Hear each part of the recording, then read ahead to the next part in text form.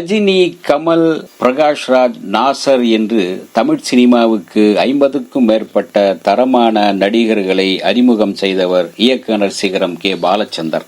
நகைச்சுவை நடிகர்களிலும் சில தரமான நடிகர்களை அவர்தான் அறிமுகப்படுத்தினார். விவேக் மனதில் உறுதி வேண்டும் படத்தில் மூலமாக விவேக்கை அறிமுகப்படுத்தினார். அதற்கு முன்பு சார்லி, தாமு இவர்களையும் பாலச்சந்தர் தான் அறிமுகப்படுத்தினார். 1987ஆம் ஆண்டில் வெளியான மனதில் உறுதி வேண்டும் படத்தில் மூலமாக பாலச்சந்தர் 4 பேரை அறிமுகப்படுத்தினார். அதில் முக்கியமான ஒருவர் சமீபத்தில் மறைந்த நகைச்சுவை மன்னர் விவேக், இன்னொருவர் தமிழிலும் கன்னடத்திலும் புகழ்பெற்ற நடிகரான ரமேஷ் அரவிந்த், இன்னும் 2 பேர் நடிகை ஸ்ரீபிரியாவின் தம்பி, நடிகை பிரமிளாவின் தம்பி ஆகியோரையும் இந்த படத்தின் மூலமாக 4 பேரை அறிமுகப்படுத்தினார் பாலச்சந்தர். சரி, இன்றைக்கு திருப்புமுனை திரைப்பட வரிசையில் பாலச்சந்தரின் மனதில் உறுதி வேண்டும் படத்தை பற்றி பார்க்கலாம். அது உருவான மேக்கிங் சம்பந்தமாக பார்க்கலாம். மகாகவி பாரதியாரின் பாடல்களில் மிகுந்த ஈடுபாடு கொண்ட இயக்குனர் கே. பாலச்சந்தர் பாரதியாரின் மனதில் உறுதி வேண்டும் என்ற பாடல் வரியையே தலைப்பாக வைத்து தனக்கே உரிய பாணியில் எடுக்கப்பட்ட படம்தான் மனதில் உறுதி வேண்டும். திரைக்கு முன் தோன்றியவர்கள் சுஹாசினி, லலிதா குமாரி, யமுனா, ரமேஷ் அரவிந்த், எஸ்.பி. பாலசுப்ரமணியம், ஸ்ரீதர், விவேக் மற்றும் பலர். திரைக்கு பின்னால் உழைத்தவர்கள் பாடல்கள் வாலி, படத்தொகுப்பு கணேஷ்குமார், இசை இளையராஜா, ஒளிப்பதிவு ரகுநாத ரெட்டி, தயாரிப்பு ராஜம் பாலச்சந்தர், புஷ்பா கந்தசாமி. திரைக்கதை வசனம் இயக்குனர் சிகரம் பாலச்சந்தர். மனதில் உறுதி வேண்டும் படத்தின் கதை சுருக்கம் என்ன பார்ப்போம். நந்தினி செவிலியராக நர்ஸாக பணியாற்றும் இளம்பெண்.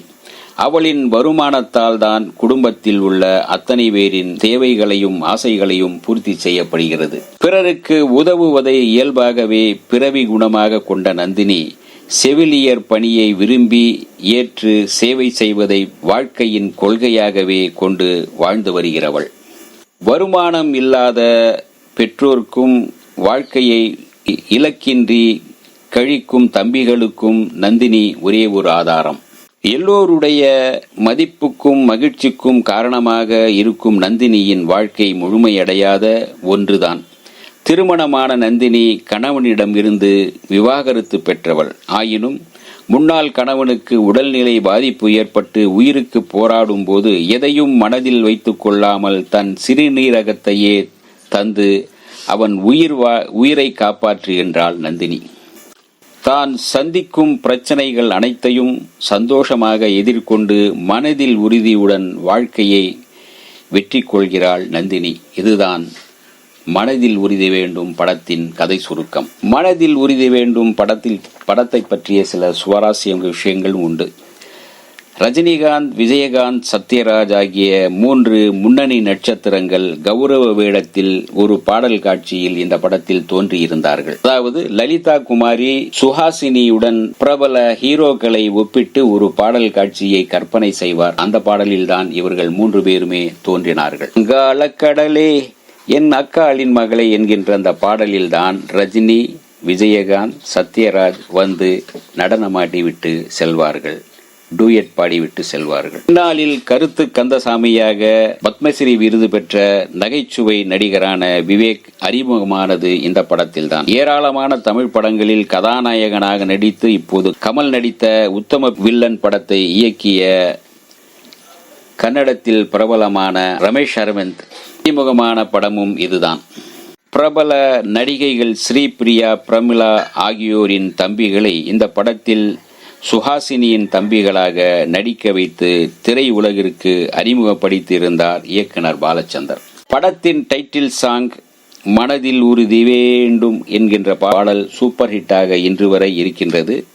அந்த பாடல் வரிகளும் தன்னம்பிக்கை தரக்கூடியதாக இருக்கிறது. படத்தில் இடம்பெற்ற மற்ற பாடல்களான கண்ணின் மணியே கோபமா என்கிற பாடலும், கண்ணா வருவாயா என்கின்ற பாடல்களும், வங்காளக்கடலே என் அக்காளின் மகளே, சங்கத்தமிழ் கவியே போன்ற பாடல்களும் பிரபலமடைந்து சூப்பர் ஹிட்டானவை.